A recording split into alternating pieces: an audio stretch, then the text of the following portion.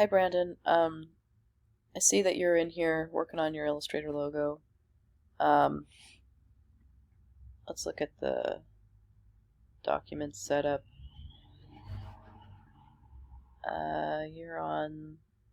You do have it 3x3, which is good. Um,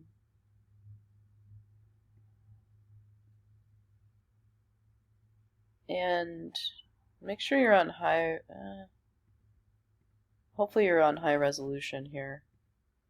You're in CMYK color, which is good. I would just take this, oops. I would just take this by clicking and shift clicking so you can get both things selected and use this tool. It's the free transform tool. Kind of looks like a box with a little triangle next to it. And push shift on your keyboard and then just size this up to fill the artboard in Illustrator. So what I would suggest is using a font pair in your logo. We do a font pair assignment this week, and that'll help you figure that out. These knives are nice, but they're too low resolution to do an image trace to. I've already tried. I would suggest you need to, since this isn't really vector-based, we need to make it vector. Illustrator is a vector-based program. If you've done the Illustrator demo in week 5, I believe, it'll help you with this assignment a lot. You got to do that before you start your logo project, but I would suggest going online and looking up crossed knives. So we can see quite a few of these. Let's go to images. So I'm just in Google. If I go to, well, let's see, which one? We just want something really simple. So, I mean, this one might be simple enough. These ones might be too complicated because of all the little scratches and details, but this one's quite simple. The more simple the better, probably, for a logo. Just because when you size a logo down, you want to be able to, for it to show up clearly. So little details don't show up at a small size. This one's quite good, and it's big. So we could do like a control click on this or right click on a Windows. Open image in a new tab. Here it is. We can do a right click on it again. Save image to downloads. I'm just going to put it in my download folder. Then I'll do a file place in Illustrator. So now I'm back in Illustrator. Let's do a file place. And I'm going to find wherever my computer puts things. I'm going to place this in. So file place, select the file place. Oh, and actually when you do a file place, let's do this again. Go back to the image, click place. Now you can kind of see that little icon of the image. Click and drag it in at the size, holding down with your mouse and let up. And then you get it in at a nice size that's not too big. Now we can do a window. Let's go to image trace. This is the image trace panel. Let's put on preview. And let's put it on black and white for this particular image. And yeah, this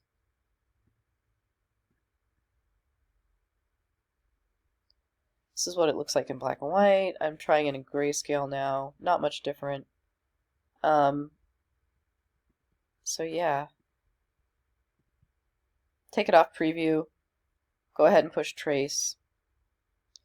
And then we need to push expand over here in the properties panel. So now you can see, after we've done the image trace, that this is now vector based. There's anchor points, we can move them around, there's shapes that we can color in. So that's what we want. So let's go ahead and just grab the white arrow tool. It must be the white arrow tool. Click, and let's just delete some of these things that we don't need anymore. I'm actually going to just click and drag over all of these to get these all selected. And just push delete a few times. I actually don't want these black things, so I'm going to push delete a couple times. You might have to push delete more than once. Oops. So delete, delete, delete. I'm using the white arrow tool, delete, delete, delete. Pushing delete more than once to just delete everything. Sometimes you have to push delete more than once. And then I'm going to click and drag over all of this, and I'm going to make this black. So go to the fill color, and actually let's go to the fill color over here in the properties panel. The fill color is here. Let's just go to the black swatch. Now we've made these knives black. And I'll provide you, I'll provide you with this image. So we can take these over here, we can make them bigger. Push shift on your keyboard when you make them bigger. So that looks pretty good. Something like that. And then yeah, a nice font pair, maybe like all uppercase. And maybe you want this, you know, maybe this should be, let's see, what is this on? Myriad. You could put this on maybe something a little bit more bold, and maybe mix it up with a nice script font. Maybe one a little bit bigger than the other, but not too much bigger, because when you shrink this down you want it to show up nicely. If I highlight this text, I can go over to the characters area. This is where the sizing, that we can actually make this bigger. So the size is here, so I can change the size with the up and down arrows. I can change the leading, which is the space between lines. I'm actually going to tighten up the leading, so I'm going to bring the lines closer.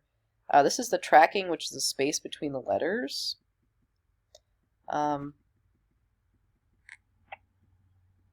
And, you know, there's some other things that don't get used quite as much. This will make it all caps, which I don't like on this particular font.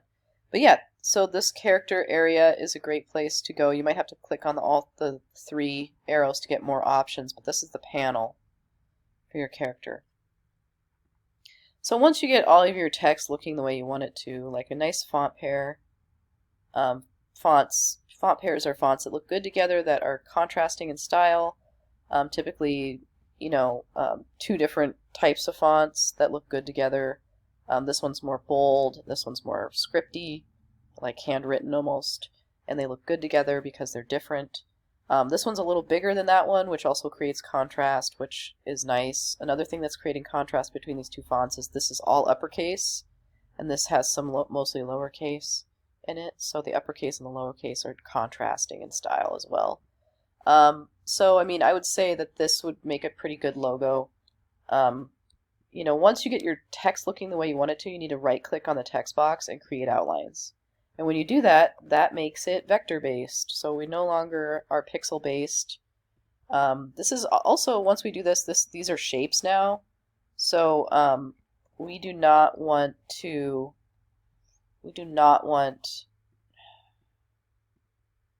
we cannot edit these. So definitely get your text totally dialed in before you outline it, because once you outline it, you cannot edit it. It is no longer editable. You can't go back in with the text tool and change it. So once you get your black and white one looking the way you want it to, just push save. And we can do a file save as, and we can name this CMYK.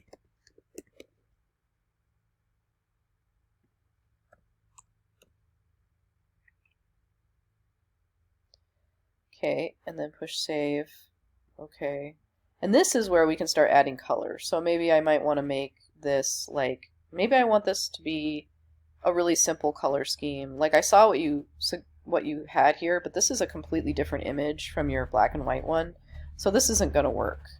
You need to work off of your black and white logo and just add color to your black and white logo to create your color logo. So with this one, we just add color to this. So maybe I want to add, I don't know, I'm not going to go into too much, you know, too crazy of detail with this, but you know, maybe I want bunkhouse to be this color, and maybe they're too close in style here. Maybe like that color. Well, maybe like a warm color scheme, because that's what I like for whatever reason. Maybe not too light in the colors though, like maybe like that. Okay, those are the colors I want for the color logo, let's say. So let's just do Command S, and now we have a color logo. Okay, so that's how I would go about creating, you know, your black and white and your color logos. Let me open up that black and white one that I just had. So here's the black and white, here's the color. So let's do a file export, export as, make this use artboards, make it a JPEG, export, replace. I'm replacing your old file, but make sure it's on CMYK and high and push OK. That's how we get the JPEG. File, export, export as, use artboards, JPEG. I'm making JPEGs of the CMYK and the black and white.